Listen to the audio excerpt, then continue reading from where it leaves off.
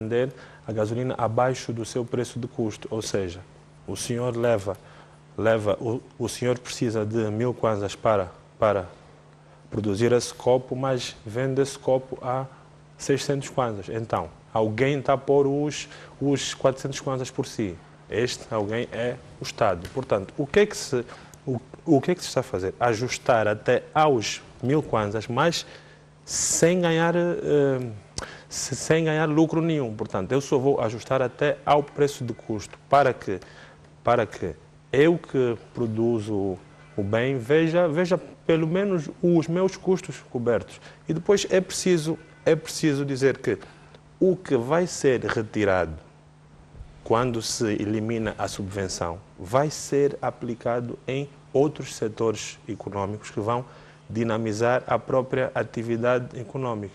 Portanto, não se pode dizer só que pronto, a subvenção caiu, não. A subvenção, ou seja, o dinheiro da subvenção passou para outros setores econômicos que devem estimular a nossa economia. Por exemplo, o que é que o Estado está a procurar estimular? A iniciativa privada. Por exemplo, com o reforço do nosso empresariado privado, vão-se criar empregos, as empresas vão vender mais, faturar mais, vão pagar mais impostos.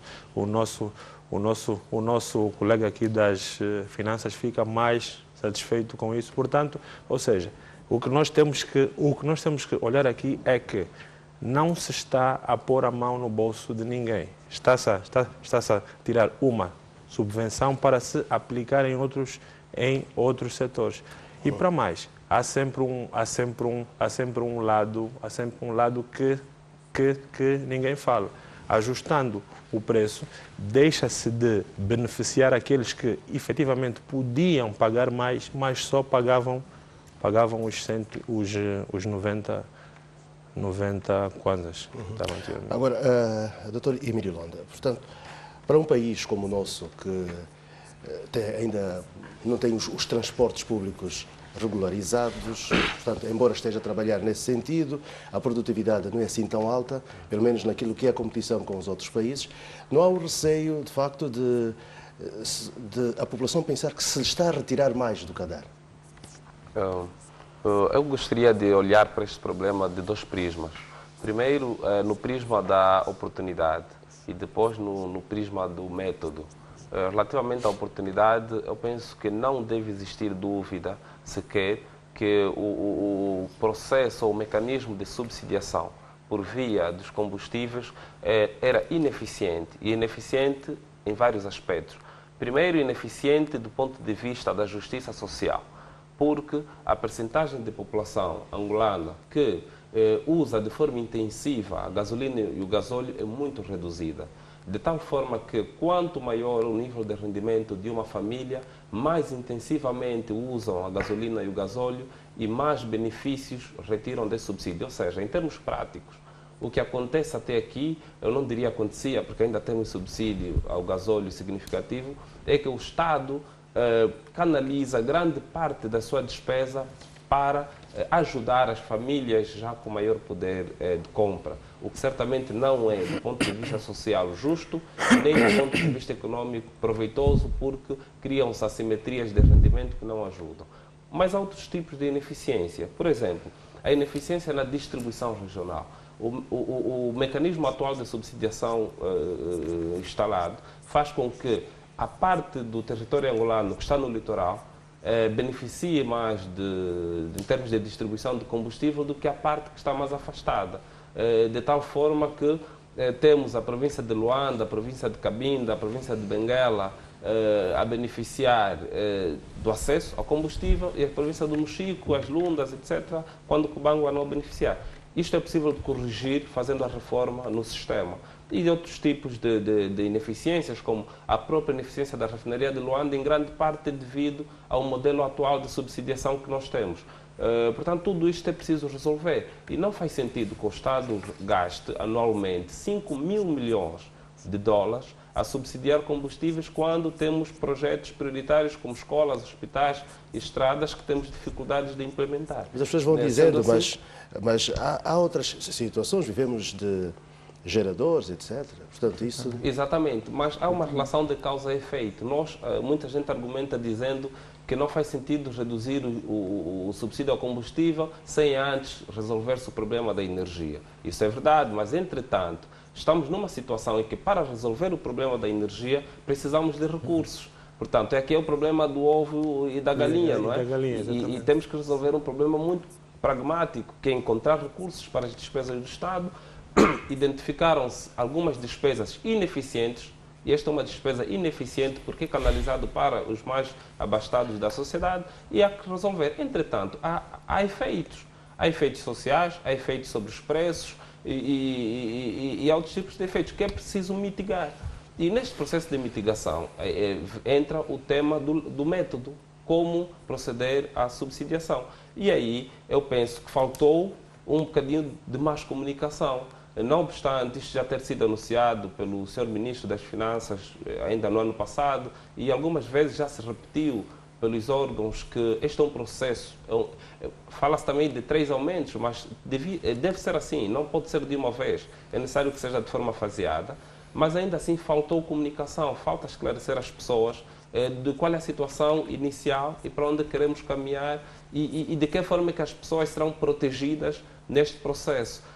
Eu compreendo também que a situação econômica do país exige urgências, não é?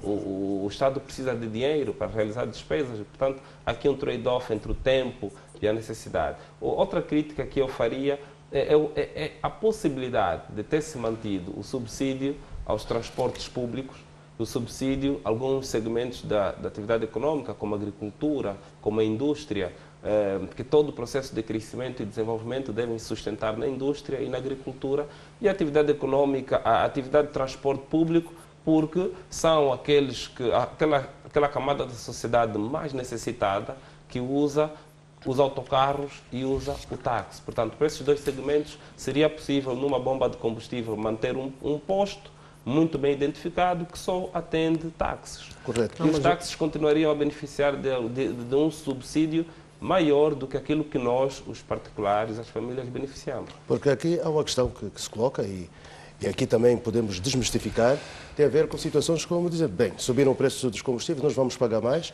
mas alguns ministérios, algumas pessoas têm benesses, não pagam combustível, têm senhas, etc. Como é que isso se verifica, Dr. Kipipo? Essa é uma situação que se mantém ou é algo que também está a entrar para a regularização e essa ausência dos subsídios vai também regularizar isso? Com a queda na receita, no conjunto de medidas, há também restrições ou limitações em algumas categorias de despesa. Por exemplo, há reduções ao nível de despesas com a contratação de serviços, redução ao nível de viagens, não é? E todo um conjunto de medidas que visam disciplinar o próprio setor público. Dizer também que há benefícios que às vezes o cidadão percebe que existe, mas em muitos casos são benefícios legais, não é? E então, mesmo nestes casos, o Executivo tomou medidas para conter alguns destes consumos, né? Daí que haja uma ordem de prioridades sobre que despesas executar primeiro, numa determinada cadeia de ordem, não é? E é nesse sentido que o que o mercado está a assistir hoje já decorre do exercício de disciplina interna do próprio Executivo. E acredito que os cidadãos que trabalham na administração pública e os próprios gestores públicos estão a acompanhar este exercício que o Executivo está a fazer. Isto é uma oportunidade que se tem de se, não é, a palavra exata não é moralizar, mas é de encontrar responsabilidades. Mas é no sentido do ajustamento, ou seja, o país e cada um de nós e as empresas têm que ter flexibilidade e estarem capazes de se adaptarem às condições que o mercado vai apresentando. Trabalhar como empresa e não esperar que sejam alocados os recursos. E não só. O exercício que o Estado fez foi um exercício de adaptabilidade. Ou seja, alterou-se o cenário e ele também fez um reajustamento. Mas deixa-me só acrescentar uma coisa. Por favor. O Dr. Londa falou, de certa forma, das injustiças. Nós estamos a falar de uma população de 23 milhões de habitantes. Cerca de 13 milhões de habitantes não beneficiam do tal subsídio. Quer dizer, o país não são só os 11 milhões que, com muito sacrifício, conseguimos fazer crescer do ano 2000 para cá, não é? Porque a população pobre andava em torno dos 90%. Hoje é um bocadinho menos. Com isso também cresceram os consumos. A nossa vida mudou. Mas chegamos a um ponto em que a receita que o país está capaz de gerar nas condições atuais, ela não vai aumentar porque o mercado alterou. Então temos que fazer um esforço. Daí a preocupação de realizar investimentos fundamentais. Porque os taxistas não vão desenvolver bem a sua atividade se não tiverem estradas em condições. Exatamente. Não vão. Vai ficar mais caro. Vão perder os carros. Então é preciso garantir que se façam os investimentos essenciais. As nossas crianças, se não tiver assistência médica, se não tiver escola, nós não vamos conseguir melhorar os indicadores associados a isso. Então, ordem de prioridade é para vamos manter a educação, vamos manter a saúde, vamos garantir o funcionamento do Estado, porque é importante, defesa e segurança, não é? É esse exercício que assegura que o sacrifício que estamos a fazer agora, que é o de partilhar, e aqui é preciso que haja solidariedade daqueles que podem um bocadinho mais para com aqueles que podem um bocadinho menos, que são os 13 milhões de habitantes pobres. Não é? Se não houver isso, o Estado não está em condições de suportar os 5 bilhões que suportava antes. Não há como. Temos que fazer o mesmo exercício. Não é? E acredito que também a nível dos operadores de mercado, no caso os taxistas, eles têm sido justos na forma como agem e cooperam. Não é? Porque as estradas melhoraram um pouco. Claro que com o tempo também se degradam. Né? Eles, por exemplo, há pouco tempo fizeram uma renovação da frota. Né? Se as condições do mercado não permitem recuperar o investimento em menos de um ano, para recuperá-lo em 2 ou em 3 com uma boa gestão, também é possível. Vamos aqui, é uma questão conjuntural. Mas o Faustino estava a pedir? Sim, eu estava a pedir a palavra quase por exemplo, o raciocínio, né? Infelizmente deixei as minhas palavras para anotar no carro. Mas, de qualquer forma, ainda recordo-me de falou das injustiças. Nós também sentimos injustiçados realmente, porque nós sabemos, a nível de transportação pública, as grandes transportadoras são subvencionadas, são inclusive até isentas de determinados pagamentos de taxas das suas viaturas a nível de taxa aduaneira, e nós não temos obrigado, não temos este benefício. Nós vamos buscar um carro para fora no estrangeiro, para fora do país, e sem qualquer benefício. Sem qualquer benefício. É verdade que, inclusive, e pelo contrário, ao invés de reduzirem a despesa, aumentaram-nos uma viatura, por exemplo, IAS, que nós pagávamos há 2 anos atrás, 35 mil kwanzas para o seu desalfandegamento. Hoje estamos a pagar de 600 mil a 400 mil kwanzas. Aí vocês vão poder exigir que exatamente. Estradas, não? Perfeitamente, é só para ver que benefícios temos. Este é um dos fatos que nós temos que pensar. Nós pagávamos o combustível a 60 kwanzas, sem qualquer subvenção, e hoje estamos ao nível de 120, 115 kwanzas. Que benefícios nós temos? Nós estamos a lutar por meios próprios. Nada, absolutamente nada até hoje. Estamos a ver da parceria estatal. E, pelo contrário, dizem que nós somos parceiros do Estado. É verdade que somos, porque, afinal de contas, estamos a cobrir uma grande franja do nosso país. Mas também vocês têm uma vantagem. Vocês são privilegiados a negociar com o Ministério das Finanças que muitas outras portanto, outros parceiros não têm essa possibilidade. Tem, sim, senhora. Todas as transportadoras têm direito. Fazem o que nós fizemos, o mesmo exercício que nós fizemos. Está bem.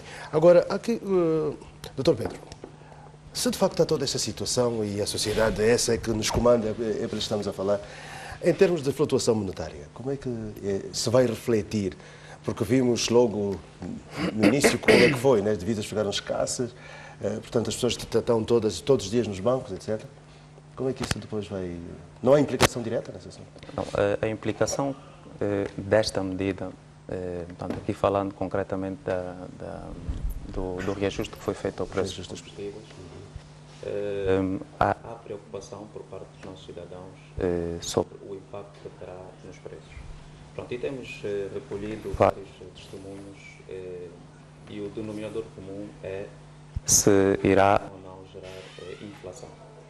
E eu acho que é uma boa oportunidade, estando aqui, para mais uma vez tentar esclarecer sobre o impacto que há deste tipo de medida nos preços. Praticamente a mensagem é que este tipo de medida medida gera, sim, um ajustamento no preço, mas não gera necessariamente um processo de inflação. Eu vou dar um exemplo. Recorrendo também a este copo, vamos imaginar que todos os produtos da economia são representados por este copo. E, quando estamos a produzir este copo, nós usamos combustível. Quer dizer que, com o aumento do combustível, que aconteceu na semana passada, o preço deste copo há de aumentar. Porquê? Porque na sua estrutura de custo aumentou o custo de um dos componentes, que é o combustível. O que vai acontecer também é que 2 ou 3 fábricas mais hão de ajustar também o preço do seu copo. Não necessariamente no mês de maio, mas no mês de junho. Portanto, nós vimos isso já no passado. O que não vai acontecer é outra das condições que é necessária para que haja inflação. Ou seja, o preço deste copo não será ajustado de forma contínua. Portanto, só há inflação quando nós preenchemos 2 condições. Primeiro, quando há um aumento generalizado dos preços, portanto, dos produtos representados por este copo, e quando esse aumento é contínuo e persistente no tempo. Portanto, o preço deste copo teria que aumentar todos os meses para que houvesse inflação. Mas a explicação técnica muitas vezes não corresponde com aquilo que é a realidade atual. Corresponde pelo seguinte: o preço dos combustíveis foram ajustados 2 vezes no ano passado. Portanto, estamos a falar de setembro de 2014 e em dezembro de 2014. A inflação em Angola, em dezembro de 2013, era de 7,69%. A inflação em dezembro de 2014 era de 7,48%.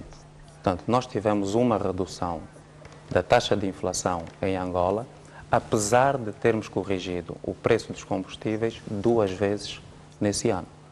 Por isso é que, não só do ponto de vista teórico, mas também daquilo que são as evidências, nós podemos dizer que o aumento dos combustíveis leva a uma correção em alta dos preços, mas essa correção é pontual, acontece durante 1 ou 2 meses, não acontece de forma persistente. Ok, mas... Só para acrescentar, se calhar também é preciso ver as várias dimensões destas questões dos ajustamentos. Os agentes não saem por aí, salvo se tiverem poder de mercado, ditando preços, não é? Eles também esperam aumentar as suas receitas.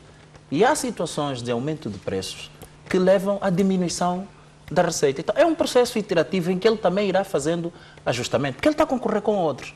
Não é o caso, por exemplo, dos taxistas, que estariam a concorrer com outras opções de transporte, mas todos os outros agentes que produzem e oferecem bens tenham uma certa racionalidade, que não nos leva a ajustar automaticamente. Daí que não seja líquido que, para estes ajustes, haja um ajustamento automático de Então, quer dizer que todos os preços. há outras políticas que estão a ser gizadas para que se diminua esse impacto? Não, João Pedro, a questão é que o próprio mercado em si, ele tem mecanismos que fazem com que, se um determinado agente tente influenciar o nível geral de preços por mais poderoso que seja, a concorrência, ou seja, os seus parceiros com eventualmente uma estrutura de custos melhor ou mais leve do que a deles, pode logo ditar o travão dessa ideia desse senhor. Por quê? Porque se ele disser, olha, a partir de agora o meu copo são 200 kwanzas. Só que os que estão para aqui dizem, não, a minha estrutura de custos permite, apesar de ter subido o preço de produção. O preço do combustível, mas a minha estrutura de custos permite-me manter o preço do copo a 100. Portanto, quem estiver a vender a mais de 100, quem estiver a vender a mais de 100 fica desajustado. Então, ele vai ter que recuar, senão não vende. Isso é bom. E por isso é que o caminho para nós evidenciarmos esse tipo de concorrência boa é mesmo retirar os subsídios. Começou a sair, eu acho que não se deve parar por aí.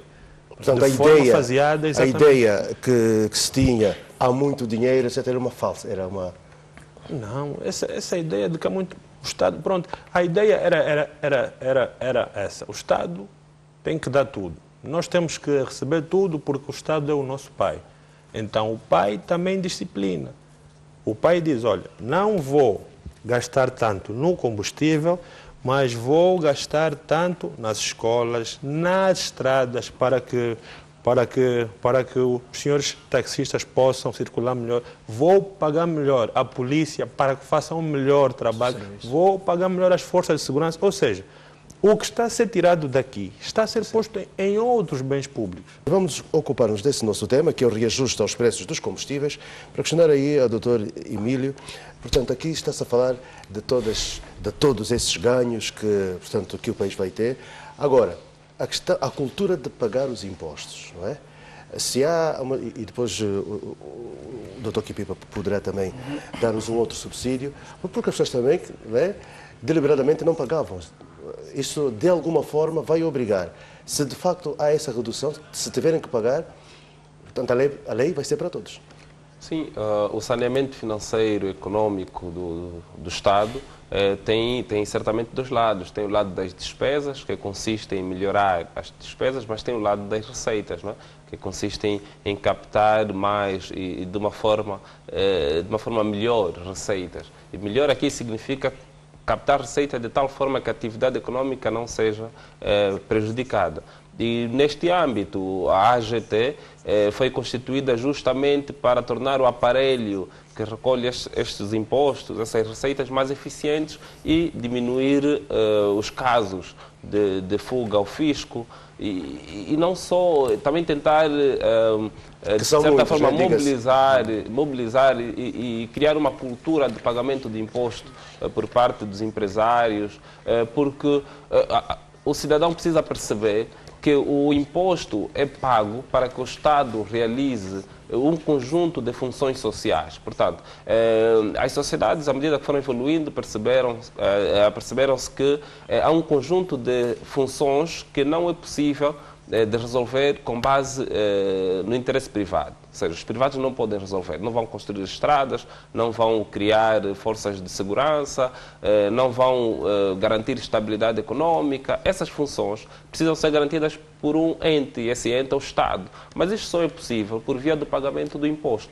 O facto de que Angola, durante esses anos todos, tem sido beneficiado por uma fonte de receitas que não afeta os nossos bolsos, que é a receita petrolífera, fez com que o cidadão angolano não estivesse muito habituado ou com elevada cultura de pagamento de imposto. Esta é uma situação que deve ser corrigida, porque fica demonstrado, mais uma vez, que não é possível desenvolver a nossa economia com base nas receitas petrolíferas, independentemente do volume que essas receitas forem. É necessário que haja uma estrutura econômica forte, uma estrutura produtiva competitiva e também pessoas que estejam preocupadas em contribuir positivamente para a economia por via, entre outras formas, por via do pagamento de imposto. A Sonangol diz que está também a preparar-se para a concorrência. Todas essas medidas irão fazer com que outras operadoras do mercado também comecem a disputar qualidade, preço.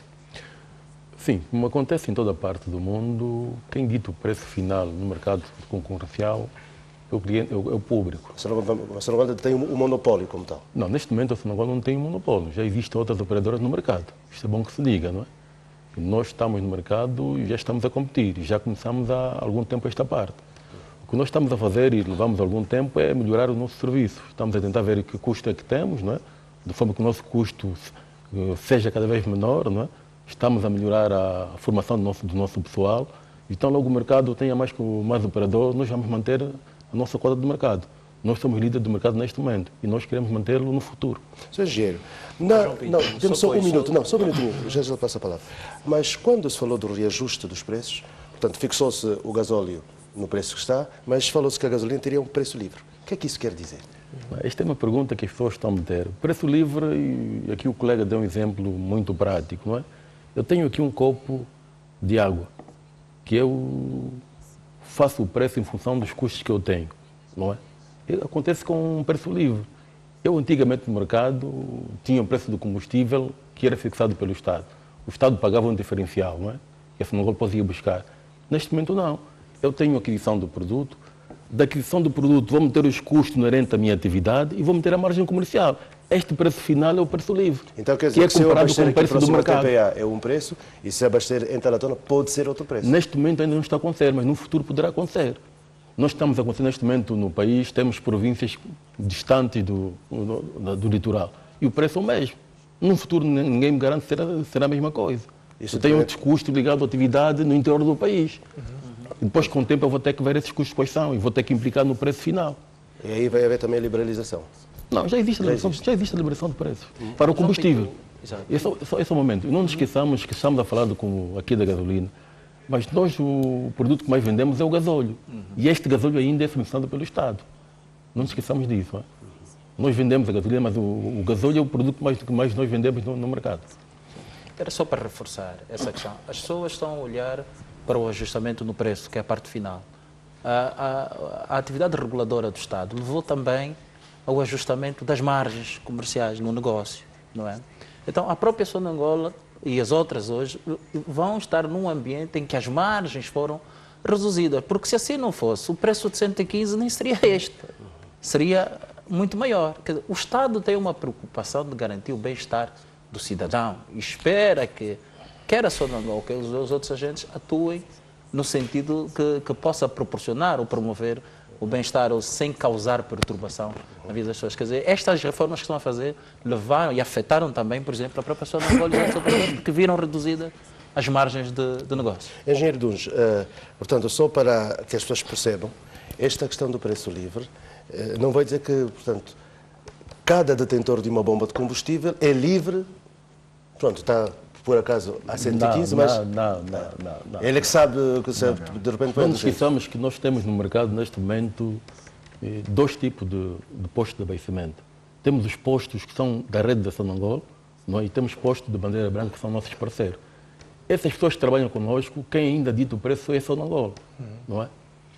A nossa rede de postos, que é composta de mais de 795 postos, vai praticar o posto que a Sonangol impor. E nós fizemos já em função dos nossos custos. O concessionário tem uma margem para vender o nosso produto.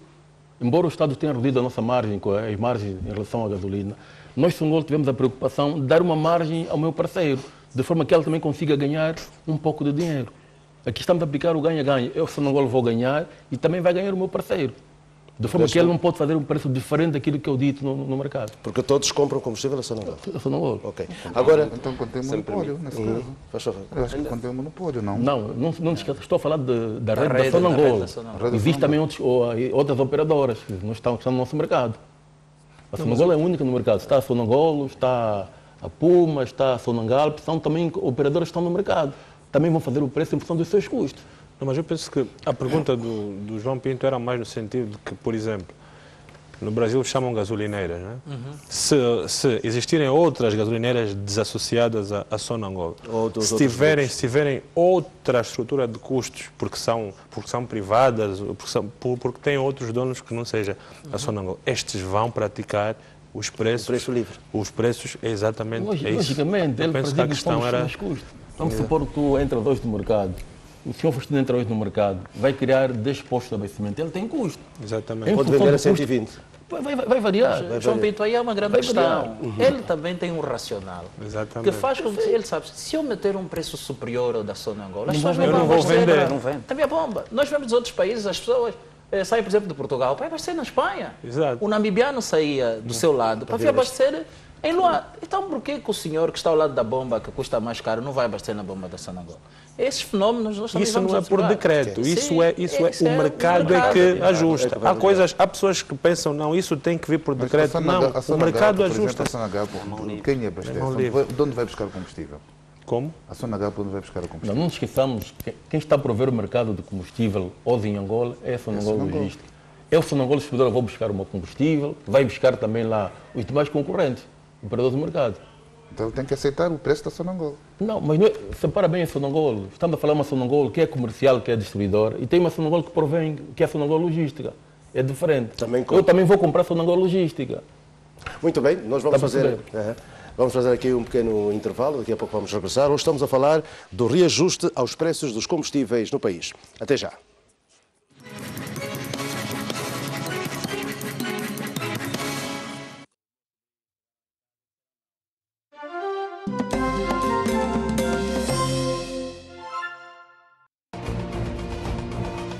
Mais de 150 países estão juntos na Itália para a Expo Milão 2015. Alimentação e cultura, educar para inovar, é o tema que Angola leva para mostrar-se ao mundo. O pavilhão de Angola está de portas abertas durante 6 meses a dizer: seja bem-vindo a Nova Angola. Expo Milão 2015. Alimentar o planeta. Energia para a vida.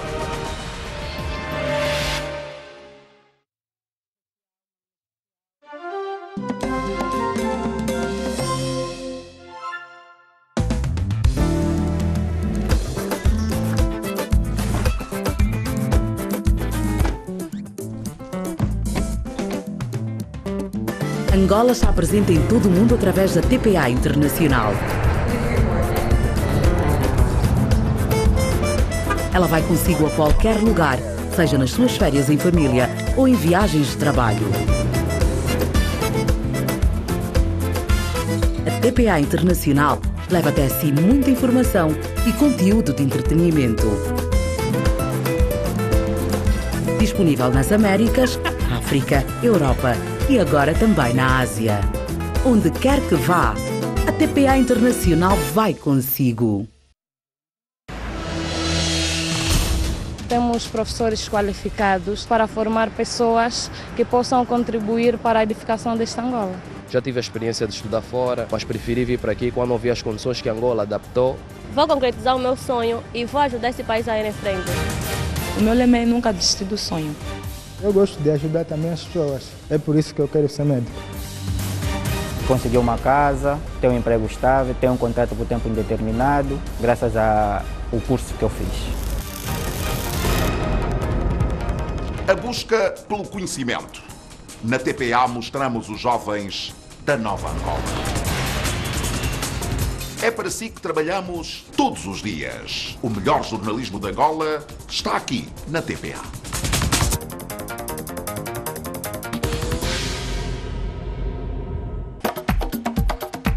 O que é que se passa com o nosso futebol? Angola continua a jogar com muita ingenuidade. Teve 2 oportunidades para fazer o cruzamento. Agora vocês digam-me o contrário. Vamos abordar aqui com os nossos comentadores. Sim, continua a ser ainda um problema do nosso futebol. Não sei se tomam banho depois do treino, se não tomam banho, sacudiu a poeira, cada um por seu carro vai. Achas que eu só vejo aquilo que está mal? Por ser realista, por dizer a verdade? Tem muitos mentirosos hoje, só que temos que os aguentar, porque alguns mentirosos até trazem melhorias. Se ele quer aumentar os centímetros, então como é que põe um guarda-redes ali baixinho? É por isso que acontece essa pouca vergonha. Nós abordamos de A a Z tudo à volta do Rei Futebol.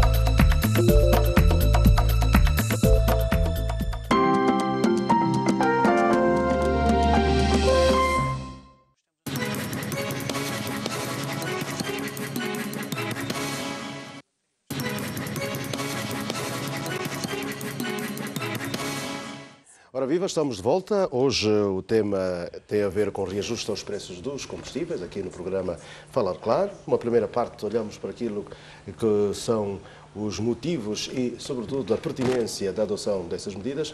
Vamos aqui na segunda parte começar por algo que, se calhar, muitas das pessoas que nos ouvem, portanto, acham que pode ser a saída. E, como sempre, vou começar pelo Dr. Kipipa, por ser do Ministério das Finanças. Subir o salário resolve o problema? Primeiro devemos dizer que aumentos de remunerações devem estar associados à produtividade. Nas circunstâncias, não estamos em condições de fazer aumentos. Por isso é que a medida do governo não prevê nem aumentos, nem ingressos novos. Justamente para poder conter a despesa, e o exercício está a ser feito nesse sentido. Agora, os salários que temos hoje podem ter um poder de compra melhorado se nós, por exemplo, produzirmos mais. Produzindo mais, os preços tendem a baixar, os indicadores de inflação caminham em sentido não muito acelerado, ou podem ter uma inclinação diferente. aí sim beneficiamos todos nós. Produzindo mais, exportando mais, também temos mais divisas.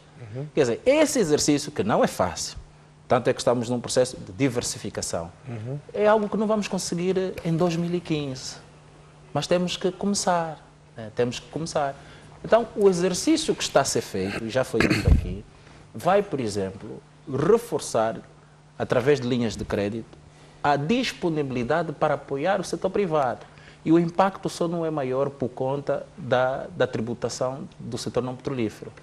Porque, na verdade, quando nós dissemos a receita do petróleo baixou 17 milhões, o impacto total foi 14. Por quê? Porque o setor não petrolífero, que tem estado a melhorar, tem estado a cumprir o seu papel. Mas precisamos todos estar envolvidos nisso. Ou seja, o gênio empreendedor do nosso cidadão angolano, que é um gênio muito bem conhecido, nesta hora difícil, tem que despertar e dizer, pá, o país está a precisar de mim mais do que aquilo que eu estou à espera que ele me dê. A geração favas contadas, agora é preciso trabalhar. Precisamos todos nos envolver nesse sacrifício. Doutor Emílio, eu queria também a sua contribuição em relação a este assunto. Portanto, uma vez que há todo este processo, a questão salarial não é posta em causa, as motivações para que os cidadãos sintam de facto que isto é necessário agora para poder recuperar depois. O contexto em que o país está, a princípio, deve apelar à entrega, não é, de todas as empresas e de todas as pessoas. Portanto, esta é a primeira motivação. Mas como é que isto depois, na prática, pode ser potenciado? É por via da remuneração daqueles que têm realmente maior competência, ou seja, deve-se criar e banalizar uma cultura a nível das empresas angolanas, e no sentido de que o trabalhador mais competitivo seja realmente o que tem melhor remuneração. E por esta via, certamente, cada um de nós procurará dar o seu melhor e o país sai a ganhar. Como disse o Dr. João Quipipa, a única grande solução para todo este problema é realmente a produtividade. Portanto, se não ocorrerem aumentos fortes e sustentados da produtividade, nós não conseguimos resolver o grande problema ou a grande quase armadilha em que qualquer país pode estar numa situação destas. E aí é que está o cerne da questão: como aumentar a produtividade do cidadão angolano? Não é? Que tipo de políticas implementar? Em que dimensões? Mas esta é uma oportunidade as pessoas sentirem de facto que é preciso trabalhar para ter o seu rendimento? Desculpa. Esta é a oportunidade de algo que nós temos agora? Não, as pessoas devem trabalhar sempre e aumentar os seus níveis produtivos em qualquer situação, em situação de crise, em situação de expansão económica, e não, portanto, não podemos começar agora a trabalhar e quando a situação melhorar pararmos outra vez, não é? E, por maioria das razões, há um processo endógeno de causar uma nova crise. O que precisamos agora é solidificar a nossa cultura de trabalho, a nossa cultura de contribuição para o país, porque o país é a soma daquilo que cada um de nós faz, não é? No final do dia. E enquanto não forem os próprios angolanos a produzirem mais, a nossa economia não se torna competitiva, não conseguimos exportar, continuamos a ter problemas de divisas, continuamos a ter problemas de taxas de juros, continuamos a ter problemas salariais, o salário nunca vai chegar. Portanto, é aí que está o problema, não é? O grande segredo. Até porque, subindo o salário sem aumentar a produtividade, o salário também não vai chegar, porque vai ser muito mais moeda vazia para comprar os mesmos bens. O que é que vai gerar? Inflação. A inflação. Pois. Portanto, inflação, o câmbio desacerta e, portanto, tudo vai, ou seja, isso é como se fosse uma bola de neve, vai girar e depois cai outra vez na mão do Estado. Por quê? Porque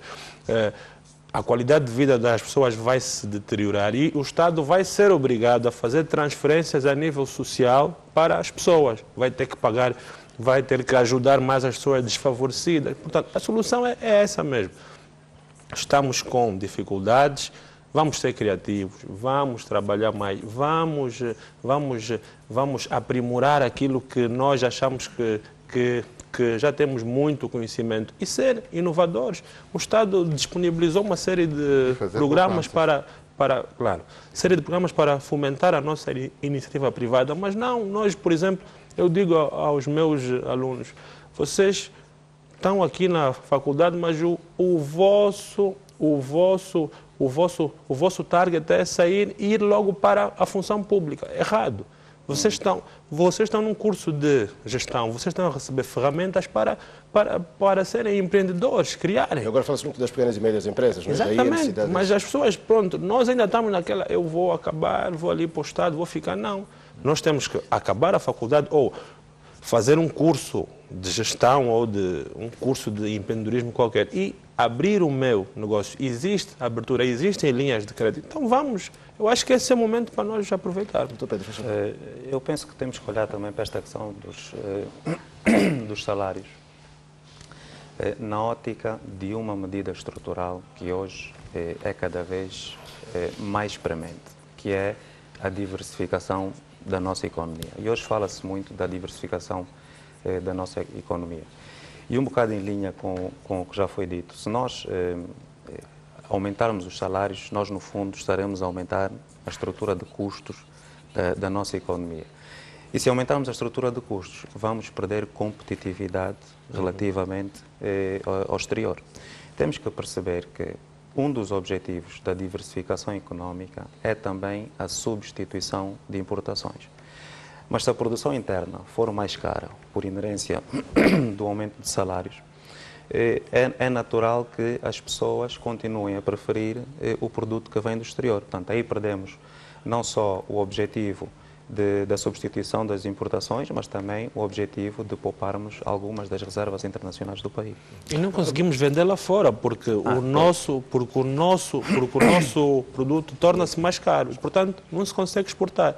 Não é consumido aqui e não é exportado. Portanto, e não ganhamos dividendos. É preciso deixar claro, João Pinto, desculpa, que não estamos a defender o não aumento salarial. Exato, não, o que estamos a defender é que os aumentos salariais devem estar correlacionados com o aumento nos níveis produtivos e de competitividade. Portanto, o que se deseja é que os níveis salariais sejam os mais altos possíveis em termos per capita, mas sempre alinhados com a real capacidade produtiva do país. Sim, porque nos países em que os salários são altos, há essa questão da produtividade. São países exportadores. Desculpe só. Aumentar a produtividade não é só caso aí por serviço. Ou então imprimir 10 páginas por dia. E serviços, porque nós temos muitas situações em que estamos, nesta fase e nas outras, obrigados a alterar a nossa atitude para com o trabalho. Não é? Muitos de nós, quer como prestador de serviço público ou privado, temos que ter algum cuidado com a qualidade do serviço que prestamos. O que é que acontece num serviço privado que não é bem prestado? Não recebe mais clientes. Exato. Não recebendo mais clientes, a receita cai, a firma não consegue pagar melhor, não é? Mas, doutor, não se corre o risco da informalização do mercado? Há um programa que está ligado à formalização. O Estado tem essa preocupação. Exatamente. Porque, por exemplo, algumas dessas facilidades não estão disponíveis para quem não está formalizado, não é? E acho que o cidadão está interessado em ter as coisas formais para fazer parte do mercado, não é? Se ele quiser transacionar hoje com alguma entidade num negócio com volumes tal, tem que estar formalizado. Estamos a falar de ter toda a documentação da empresa, o cartão de contribuinte, os impostos em dia. Exatamente. E por falar em impostos em dia, João Pedro, nós estamos às vezes a criticar o Estado. A pergunta que se faz é o quanto é que cada um de nós contribui. Temos que perguntar em casa ou no bairro, quem é o vizinho que tem a situação fiscal regularizada? Se calhar são poucos, não é? E o Estado tem que olhar a meios e às vezes pedir emprestado. Por isso é que eu dizia, a questão da receita que se perdeu é equivalente ao serviço da dívida que o país tem neste ano. A gente foi se endividar porque a receita não chega. Exato. Então, esse exercício tem que ser feito em cada uma das famílias, cada um de nós. Tem que olhar de forma diferente para as oportunidades. Tem que contribuir de forma diferente. De alguma forma, doutores, essa questão que está agora a acontecer são já situações que vêm de alguns anos, quando o próprio Fundo Monetário Internacional pedia para que se fizessem reformas. Ou essa é algo que, portanto, que foi necessário agora devido a toda a conjuntura internacional? A questão do Fundo Monetário Internacional, vou também juntar mais um nome que todo mundo, a Troika. A questão dessas troicas e fundos é uma questão um bocado sui generis. Por quê? Porque eles adiantam uma série de medidas, porque eles têm lá os seus grandes economistas que têm muitos modelos e pegam no modelo, não, este modelo é para Angola, aquele, por exemplo, chegaram em vários países europeus, Portugal, por exemplo, e puseram lá um modelo, não deu certo, disseram, vocês cortam aqui, aqui, aqui. Hoje, Portugal está a cortar nas funções sociais, ou seja, há pessoas idosas que já não estão a receber aquilo, ou seja, não conseguem sobreviver.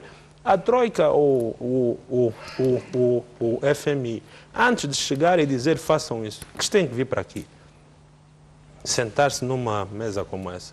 A nossa realidade é essa, as nossas capacidades são essas, o que é que vocês podem nos ajudar perante esta situação? E o que é que eu acho que eles vão dizer? Não, é que nós não temos um modelo para isso.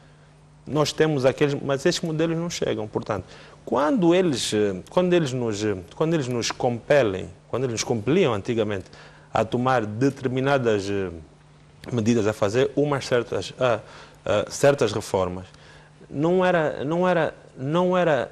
bem aquilo que nós precisávamos. Era aquilo que eles, como credores, queriam que nós fizéssemos. É como se eles quisessem experimentar modelos aqui. E como estão a fazer no mundo. E não dá certo. A ponderação foi a chave principal para que hoje, portanto, se possa aplicar essas medidas? Não, eu acho que essa medida ela vem de forma, apesar da crise internacional, ela vem de forma natural nossa. Nós olhamos para nós mesmos e precisamos de ajustar os preços comuns. Precisamos de retirar as subvenções aonde elas são mais pesadas. Por quê? Porque é esta a nossa realidade. Portanto, não pode ser porque vem o FMI e vem impor. Portanto, isso é algo que nós precisamos. Agora, João Pinto, talvez só para reforçar. Sim. Hoje as relações do país com o Fundo, o Banco Mundial, podemos dizer que são excelentes. Tem uma relação de cooperação e o país tem sabido dizer o que é que quer a cada momento. Hoje, por exemplo, o país tem várias equipes de assistência técnica, quer do Fundo, quer do Banco, a pedido do próprio país. Exatamente. Né? O país diz, não, eu tenho aqui um problema, venham nos ajudar a resolver. E recebe os parceiros técnicos e os aconselhamentos. Em função de cada uma das perspectivas, o Executivo toma a melhor decisão dentro daquilo que é a sua política. E neste caso, é uma questão de convergência de interesses, tal como ele já referiu. Um dos grandes desafios para os países africanos, e não só dos próximos tempos, é reduzir o peso dos subsídios. Nós já estamos nesse processo. Não é? Não só por conta da alteração de fatores de mercado, como o preço do petróleo, mas porque também reconhecemos que era necessário realizar essa tarefa.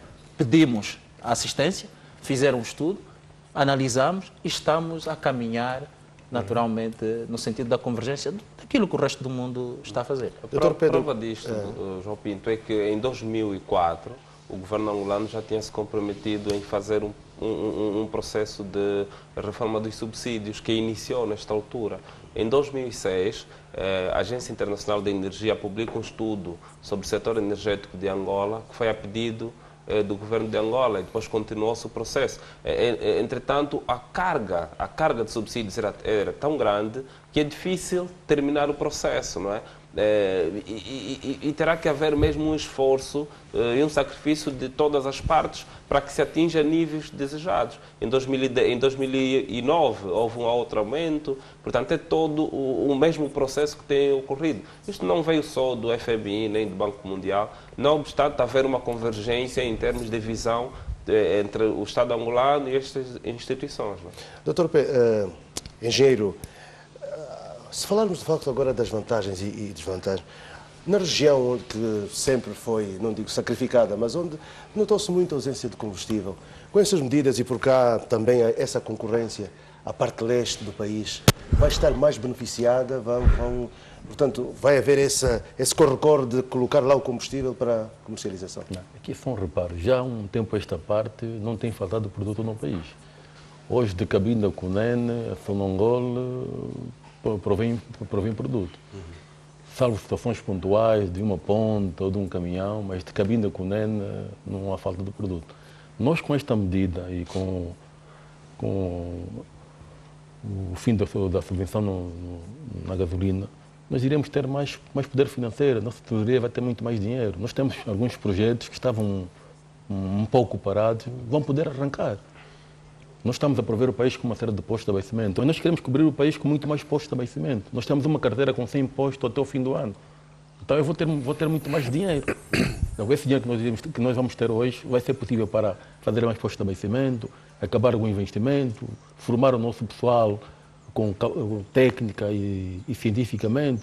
Vamos ver a qualidade do produto, que é fundamental. Nós estamos a nos preparar quando o mercado entrar mais operador, nós temos que manter a nossa cota. Hoje somos o líder, queremos ser o líder amanhã. E esta liderança nossa no mercado não é de boca, é o cliente final que determina. Eu posso ter tudo preparado, mas se o cliente disser que a Sonangol não presta, não presta. E nós queremos manter esta nossa liderança.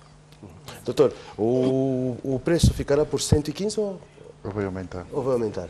Então? Não, o preço não fica por 115, é lógico. Qual é a previsão, mais ou menos? Qual é o preço ideal? Qual seria o preço ideal para a gasolina? Ou seja, para o gasóleo e para a gasolina? Não, o preço ideal? Eu não vou falar em preço ideal. Ou preço justo? O que eu tenho que fazer para o gasóleo é subvencionado, né? Mas para a gasolina depende muito de outros fatores. O preço do barril, a taxa de câmbio, não é?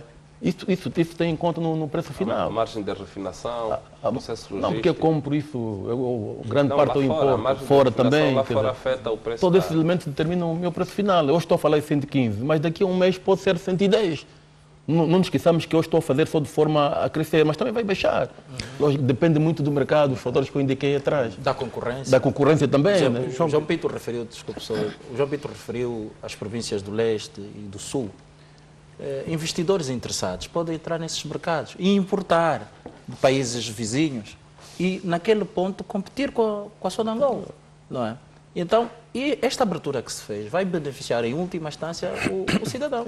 A Sonangol está exposta à concorrência hoje, por exemplo, do terminal da Pumangol, como de outros privados, mas as pessoas com o espírito empreendedor podem investir no Cunene, no Chico, noutros pontos e participar da concorrência que há no mercado. Exatamente aí que eu queria tocar. Só uma ressalva. Neste momento a Sonangol tem terminais de cabine do Cunene. Nós não estamos a atender de terceiro. Nós estamos preparados com nossos terminais. Se reparar, se for para o leste, no Mochico, vai encontrar um terminal. Se for no Cunene, um terminal. Nós estamos a nos preparar já há um tempo esta parte, que o mercado ia abrir. Isso não começou hoje, começou já há muito tempo. Que é formar os nossos trabalhadores, fazer postos novos. Quem viu o país há 10 anos atrás, vê hoje, vai ver que existem postos de nova geração. Sim. Isso foi feito com um propósito, é que o mercado ia abrir. Exato.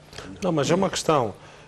A concorrência ou a liberalização, ou o chamado preço livre, o que é que vai fazer? Vai de facto ajudar aquelas áreas mais recônditas. Por quê? Porque aí, aonde eventualmente não terá chegado a Sonangol, chega um privado, porque hoje já está liberalizado. Portanto, e nós também temos que ficar preparados para amanhã, dentro de um mercado liberalizado, para amanhã chegarmos à bomba, a uma bomba qualquer, ou Sonangol ou outra, encontrar a gasolina a 117, tal como podemos ir a outra bomba encontrar 120. Portanto, essa é como uma questão... podemos também encontrar a 110. Ou 100. Agora, portanto, não vamos só olhar para a subida. A liberalização permite a que quem tiver a melhor estrutura de custos ofereça o preço mais apetecível. Portanto, isso não é para dificultar, é para ajudar a quem quer abrir o seu posto, bem como ajudar também o cidadão, porque não vai ser obrigado só a ir para o mesmo sítio comprar o... Deixa-me só fazer uma ressalva. Nós estamos a falar de preço, mas temos que associar o preço à qualidade. É fundamental. Sim. Eu posso ter um preço de 120, não é? Eu ter um preço de 130, mas eu vender muito mais que o outro. Quer dizer, tem que ser a qualidade de serviço. Isto é fundamental. Não, mas isso quem decide é o cliente. Sim, mas só o preço não determina. Então, o cliente vê também a qualidade. Vai regularizar, vão ser obrigados a entrar para o mercado da quantidade e qualidade. Sim. Porque tem que ser o Joaquim, o Antônio, o cliente, que determina quem é que tem melhor qualidade. Sim, porque só o preço não é o único fator que determina a compra a venda ou menos venda de produto, também a qualidade de serviço. João Pinto, hoje nós temos cidadãos que vão a determinadas bombas, não apenas pelo combustível, porque tem lá o restaurante, porque tem o sítio onde ficam os tem filhos. a loja. Quer dizer, todos esses serviços integrados e agregados vão também causar diferenciação. E muitos dizem, esse combustível atrasado. As pessoas só vão a bombas. Eu, por exemplo, procuro bombas que sejam novas, que tenham sido construídas há pouco tempo, por exemplo. Porque alguém me disse que se calhar o tanque não está tão bom naquelas bombas. Não, eu não estou... Desculpe. É só uma... porque isso fala-se, exato. Porque... olhos que temos lubrificantes.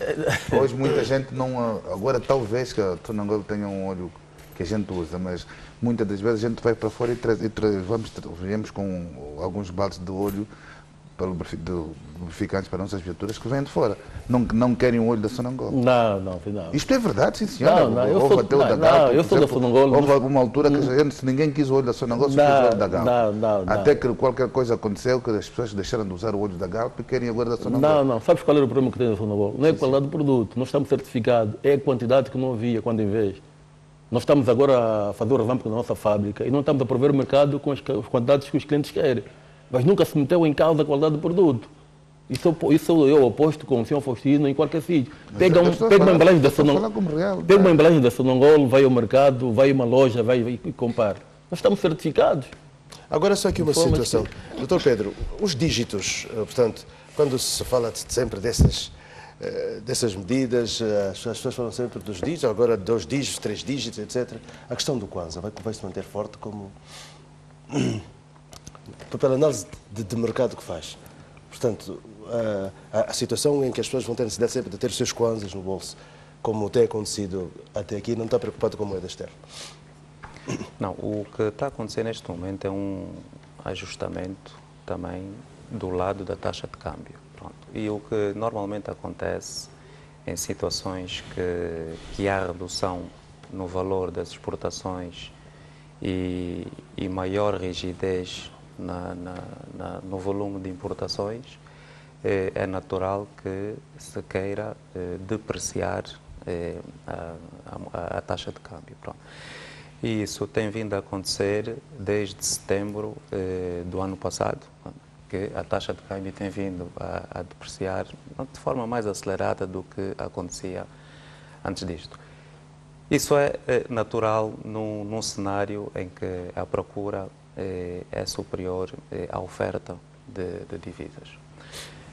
Agora, é necessário entender esta procura, porque do lado da oferta, repare, só olhando para os primeiros 4 meses do ano, o Banco Nacional de Angola vendeu à economia 5,4 mil milhões de dólares, que compara com 4,3 mil milhões de dólares no mesmo período do ano passado.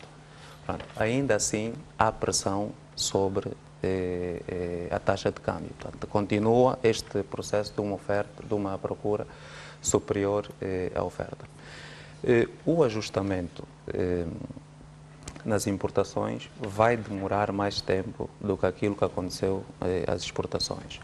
Tal como nós estamos a corrigir em algumas despesas associadas ao lado fiscal, é necessário que os agentes económicos corrijam também algumas despesas associadas a produtos mais supérfluos. Por isso é que um dos mecanismos que é usado é a depreciação da taxa de câmbio, justamente para desincentivar a importação desses produtos supérfluos. Este movimento da taxa de câmbio visa também preservar o volume das reservas internacionais de divisas do país. E faz-se isto por 2 razões. Primeiro, para garantir que seja possível importar os bens essenciais para a população, isto por um lado, e porque ter reservas internacionais também é importante para mostrar solvabilidade externa. Portanto, o país tendo reservas consegue endividar-se no estrangeiro para dar continuidade à implementação de projetos de investimentos públicos. Não há uma relação direta entre subida de preço ou o reajuste aos preços dos combustíveis e, portanto, a taxa? Não há uma ligação? Não vai haver uma ligação direta. Portanto, tal como Tal como explicava no princípio, poderá haver uma ligação entre a taxa de câmbio e a inflação, portanto, esta relação é histórica, mas não vai haver entre o ajuste dos combustíveis e a inflação. Doutor Kipip, sim. É preciso também que se diga que o facto da moeda se depreciar não significa que seja má. O Kwanza não é a única que se deprecia. E parece-me, pelo menos os últimos dados que tinha, é em relação às outras moedas aquela que menos se deprecia. Então, quando as pessoas tendem a dizer que o Kwanza não é bom, não é nada disso. São questões de medida de política e visa justamente a garantir a estabilidade económica e tudo mais. Quando olhamos para aquilo que acontece, a nossa taxa de câmbio, apenas para complementar o que dizia o Dr. Kipipa, e olhamos para a taxa de câmbio dos principais parceiros comerciais de Angola, portanto, a China, o Brasil, a zona euro, a moeda deles deprecia mais em relação ao dólar do que depreciou o Kwanza. Portanto, o Kwanza está mais valorizado neste momento do que essas moedas. Mas, tal como dizia há bocado, assim não pode continuar por causa do objetivo de termos uma situação de reservas internacionais que nos dê alguma folga, primeiro, para continuarmos a importar bens e serviços essenciais e, segundo, para termos fôlego também para nos endividarmos no estrangeiro. Dr. Kipip, algumas das questões que se colocam são, se de facto agora o preço do barril baixou, no barril de petróleo, mas noutros tempos o preço também subiu, não é? Este dinheiro que existia, portanto, que foi acumulado fruto da subida também do preço do barril do petróleo, não cobre o resto? Bom, já se disse logo no início dos debates, e foi o Dr. Pedro que referiu, o país ao longo do tempo foi se precavendo para choques como este. Através de quê? Formação de reservas. As reservas que nós falamos hoje, uma parte delas está justamente associado a estes recursos, não é? E elas servem justamente para situações como esta. Bom, se elas servem ou não para substituir a medida que foi adotada, não. O nível das nossas reservas hoje, se tivermos que usar todas as reservas, se calhar vamos viver um ano. Mas depois fica um país sem reservas, e como disse o Dr. Pedro, qual é a credibilidade que tem um país que não consegue fazer pagamento das suas obrigações no exterior? Que nós não vamos lá pagar com Kwanza, temos que ter reserva. Então, há o cuidado, cada um de nós em casa tem pelo menos alguma reservazita, para que em situações necessárias de crise ou de coisa, vou pagar com a reserva. Atualmente, o exercício também vai permitir, se a situação se alterar, porque estamos avisados, porque esse movimento de mercado não ocorre apenas uma vez na vida, bom, ir acumulando também um bocadinho, mas se o preço melhorar, vamos continuar a acumular reservas. Bom, para onde é que foram as reservas até hoje acumuladas? Basta olhar para o país. Os investimentos que se fizeram em estradas, hospitais e tudo mais, se fez com reserva, não é? Se fez com reserva. E, em alguns casos, a reserva está lá para garantir o empréstimo que o país usou para fazer o investimento. Então, é para ir para onde foi a reserva. Então, os cidadãos têm que estar preparados para mais reajustes? Depende da evolução dos mercados. Depende da evolução dos mercados. Assim, eu já ouvi economistas aqui da nossa praça dizerem que nós temos um Estado muito pesado, o Estado não deixa a mão invisível do Adam Smith trabalhar, e que o Estado está pesado e que os privados não têm espaço, o Estado faz de árbitro e julgador, ou seja, é Estado e também é empresário. Medidas como essas, por mais que doam, é basicamente um sinal que se está a dar em que o Estado quer deixar espaço, não é fugir das suas responsabilidades, deixar espaço para o privado crescer. Por exemplo, essa liberalização da venda dos combustíveis é histórica.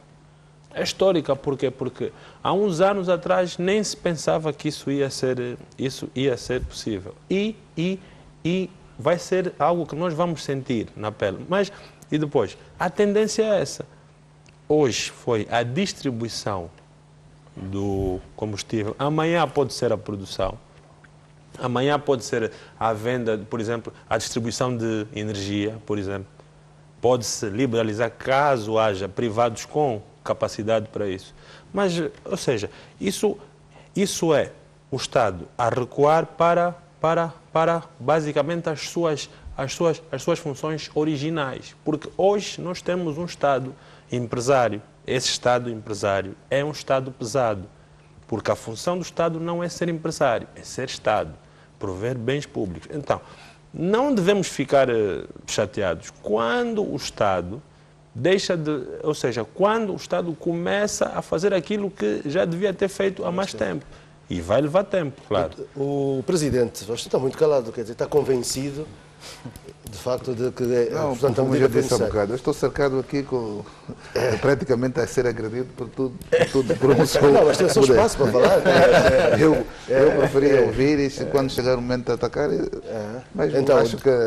Depois de toda esses pareceres que aqui foram dados, portanto, a associação e pelo trabalho que desenvolve, por aquilo que é fazer com que as pessoas sejam horas aos seus locais de trabalho, portanto, essa movimentação das cidades.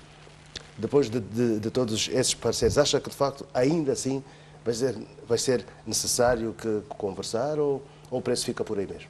Não é possível ficar por aí, não é possível, porque qualquer atividade que não seja rentável torna-se a abolição da nossa atividade, o que não é correto. E penso que não é a intenção do governo acabar conosco, não é? Mas temos que refletir, e essa reflexão também não passa por não a subida do preço. Não, isto tem que subir, vai ter que subir de qualquer forma, porque nós queremos reajustar. Todas as atividades devem ser reajustadas para que tenham um nível estável. No nosso caso, nós não somos vulneráveis, aliás, nós não somos invulneráveis. Vulneráveis que somos, temos que também acompanhar a reforma, realmente. Algumas coisas convencem-me, sim senhora, que o Estado tem que tomar... É o papel do Estado salvaguardar a população, tomar a peito o que a população esteja a sentir para dar vida melhor, mas é preciso cautelar que também existem investidores, empresários, pessoas que estão, agentes económicos, que estão a sofrer com essas medidas. Vamos tentar reajustá-las na medida possível, em conjunto ao Estado, não vamos fazê-las de forma arbitrária, né? Mas que vamos ter que subir, que vamos ter que tomar medidas, sim senhora. Aliás, nós estamos simplesmente aqui preocupados com a negociação que já fizemos e não vemos a resposta. Está tudo feito, estamos à espera, agora a bola está no lado do Estado, manifestar, dizer, sobre as negociações que vocês tiveram, está aqui a resposta, está tudo aceito, então já está tudo confirmado e dê-nos para trabalhar. É o que se passa, nós não temos mais nada a ver com isto. Aí não há liberalização. O taxista não pode pôr o preço que quiser. Pela importância que eles têm, porque é um serviço público feito por privados. Por isso é que a relação é de cooperação. Aqui o Presidente sabe a importância que ele tem para a nação, não é? As negociações que começaram, de facto, tal como referiu o Presidente, acho que já há um ponto de convergência e acredito que mais cedo vai-se comunicar ao mercado o consenso a que se chegou. Mas também, João Vitor, é preciso dizer-nos o seguinte: se a economia estava maioritariamente subsidiária, tal como dissemos no início, aqueles não eram os preços reais. Exatamente. Tal como se pode dizer, o salário também não é real, sim, mas o salário depende da produtividade. Agora, o que estamos a fazer é ir para um sistema em que tenhamos preços reais, preços que traduzam aquilo que é de facto o custo dos fatores. Não é? Agora, os taxistas não estão à parte disso. Só para introduzir aqui, e o Dr. Emílio, se calhar nos pudesse aqui dar alguma explicação, estamos a falar, nesse caso, dos taxistas, que foi o mais visível. Mas, portanto, outros atores da economia, os industriais, portanto, os agentes, os homens da pesca, etc., todos eles também estarão, nesta altura, a fazer contas à vida. Claro. Portanto, isso traz-lhes, de alguma forma, uma outra maneira de pensar, novos benefícios?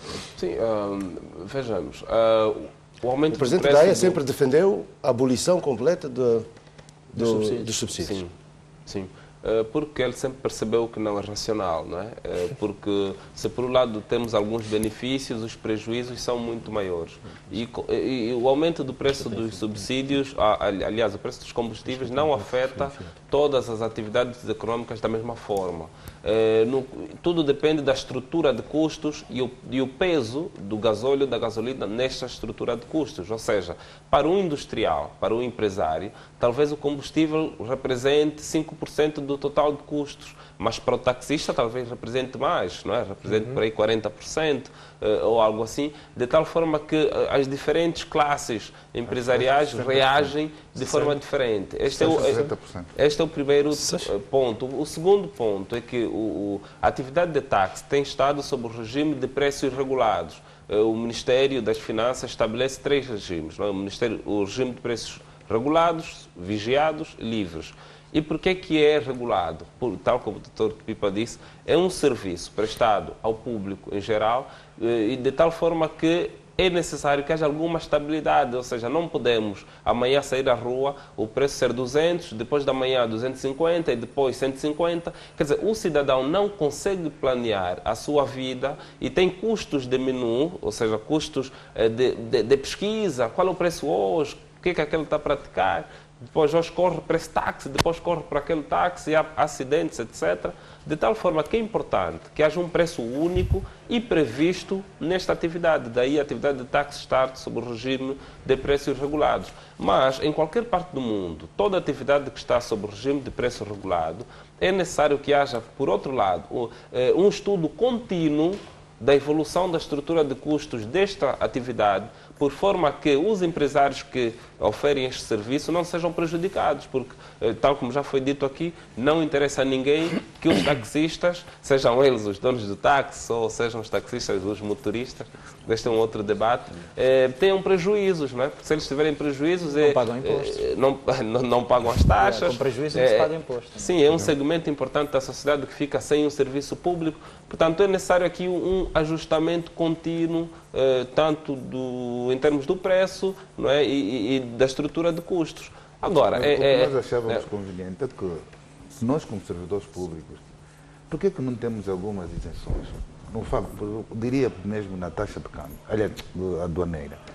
É o carro que eu vou comprar é para servir a população e demais aquela população desfavorecida. Eu penso que devia-se olhar para essa parte. Falou-se a buscar dos geradores. Mas também, o preço do táxi é estabelecido nesse pressuposto. Eu sei que a nível dos países aqui da nossa região, há países que não se paga nada. A gente vai comprar o gerador no estrangeiro, chega para aqui, apresentou os documentos e tira eles alfabetizados a preço zero, a custo zero. Eu penso que vocês que andam por esse mundo fora sabem dessa realidade. Só aqui no nosso país eu trago um gerador e sabemos que temos dificuldades de energia. Vou pagar o gerador, vou pagar o preço quanto custou o gerador e vamos pagar 50% do valor da compra. Isso é triste o que se passa connosco. A mesma acontece. Estamos a misturar temas, não é? Para além de ser outro tema, é preciso dizer que a nossa pauta está alinhada com os padrões internacionais, não é? Mas mais do que isso, há facilidades que estão associadas a benefícios. Ou seja, se for investir de acordo com os programas que existem, que dão os incentivos, a pessoa vai beneficiar do incentivo. Mas é preciso ir de encontro ao programa, fazer o investimento à luz daquele programa. Os benefícios estão aí. Okay. Não há... Eu acredito, se por lugar tivéssemos alguma isenção, principalmente na taxa aduaneira, isto tirava um dos grandes pesos na nossa estrutura do custo. Mas será que os taxistas baixariam o preço da corrida? E depois deixa um minuto. Mas isso é uma questão de revisitar. A nossa corrida de táxi, ou seja, a tarifa está adicionada à estrutura. Sim. Se a taxa aduaneira é retirada, com certeza que a estrutura baixaria logo. E a tarifa também baixava. Mas é preciso esclarecer o cidadão o seguinte. O que cobra quando importa o carro aumenta o custo do investimento. Exatamente. O carro custa mais caro. O que vai para a conta de exploração é a amortização, que não é, como está a dizer, uma saída de dinheiro. Isso é outra coisa. Que estaremos a falar de coisas diferentes. Mas só para complementar um bocadinho o que o Dr. Londa disse, é que, de facto, nem todos os setores vivem a mesma realidade. Por exemplo, as pescas têm um regime diferente. Por causa da sua importância e tudo mais, ela não vai pagar o combustível ao mesmo preço. Portanto, está salvaguardado, então. Era isso que eu queria me referir. E a medida é beneficiar os outros setores à medida que os problemas forem... Há um despacho de 2103 de 2003 do Ministério das Pescas que já faz com que as pescas tenham um preço diferenciado para o gasóleo e para a gasolina. Isso é certamente incentivar, isso é não deixar morrer atividades das pescas. Doutor Rui Malaquias. Sim. Ok, doutor Rui Malaquias, nós estamos agora já para entrarmos o reajuste aos preços dos combustíveis para terminarmos o nosso programa. Portanto, como é que conclui esse nosso tema? Eu penso que é uma medida pertinente, tá? Uma medida que, de certa forma, tinha que ser tomada hoje, amanhã ou depois. Mas ela não devia ser olhada como uma subida. Ou seja, estamos a falar de um ajustamento, no mínimo até ao preço de custo, sem ir buscar lucro quase nenhum, como disse aqui o nosso colega. Portanto, e depois, devemos olhar para ela de uma outra forma. O que se está a retirar dos combustíveis vai ser aplicado em outros setores. Só que não vai ser como acender como apagar ou acender uma lâmpada. Pim, pá, não. Vai demorar. Tem que demorar. Ok, doutor, temos já pouco tempo. Presidente da ATL, faz favor. Muito rapidamente. Eu penso que aqui apelar, a última parte do FAM no apelo ao Estado, que seja mais célere na resolução do nosso problema para que a gente continue a trabalhar sem a retirada de viaturas no mercado. Isso para nós é o importante. Sonangol? Não, nós Sonangol, dissemos que vamos continuar a prover o mercado de combustível. De cabine e conena não vai faltar produto, não é? Isto é uma realidade. Depois vamos também aconselhar as pessoas a terem maior contenção e racionalização no combustível, que é fundamental. Temos que mudar alguns hábitos em relação ao uso de combustível. O Estado está com política, temos que acreditar que, no fundo, vai melhorar a vida de todos nós. Muito obrigado. Doutor Emílio? Sim, a minha recomendação iria para o Estado, não é? Que o principal ente aqui, que acelerasse o programa de eletrificação do país, que acelerasse o programa ligado à refinaria de Lubito e que também acelerasse o programa ligado aos transportes públicos, porque são esses grandes programas que ajudariam a amortizar todo este processo e que, para que houvesse maior apoio social, que houvesse um pouco de mais comunicação, tanto tentando refletir qual é a situação passada e para onde é que se quer chegar. Okay. Muito obrigado. Doutor Pedro? Em primeiro lugar, dizer que esta medida gera benefícios para as populações. O Estado ainda tem um peso muito grande na nossa economia e com esta medida ganha algum fôlego financeiro para continuar a investir em projetos importantes e estruturantes para a nossa economia. Por outro lado, reiterar que, ou melhor, tranquilizar a população que este processo não vai gerar inflação, mas poderá gerar sim uma ligeira correção dos preços em alta. Dr. João Quipipo? Palavras finais, dizer que o Estado vai continuar a cumprir as suas funções. Uma delas tem a ver com garantir que mais angolanos saiam da pobreza. Para isso precisa destes recursos. Estamos a falar de um exercício que visa garantir estabilidade, e isto é muito importante, porque as perturbações, estas sim, afetam a atividade dos taxistas e das famílias. O Estado vai garantir também a vigilância de preços para que não perturbe o dia a dia do cidadão, por isso é que coopera com a Associação de Taxistas.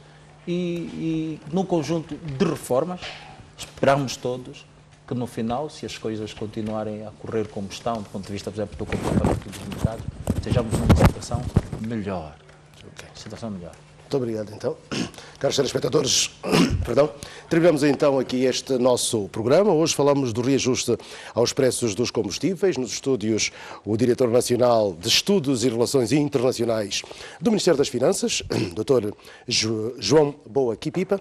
Também connosco o Presidente da Associação de Taxistas de Luanda, Manuel Faustino, Dr. Emílio Londa, economista, Dr. Pedro Castro e Silva, Diretor do Departamento de Estudos Económicos do Banco Nacional de Angola, o engenheiro José Dunge, diretor de marketing da Sonangol, e o Dr. Rui Malaquias, economista. Muito obrigado pela vossa participação.